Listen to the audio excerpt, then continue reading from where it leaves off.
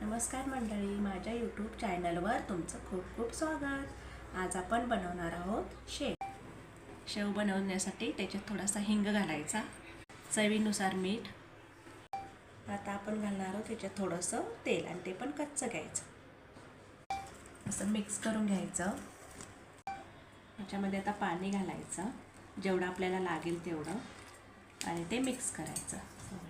पीठ घ्यायचं आता काढून। आता पीठ मळून झालेलं आहे। आता आपण शेव बनवून घ्यायचं आहे। हे आता आपण असं पीठ भरून घ्यायचं आहे याच्यामध्ये, शेवच्या आयटामध्ये। आता आपण शेव काढून घ्यायचं आहे।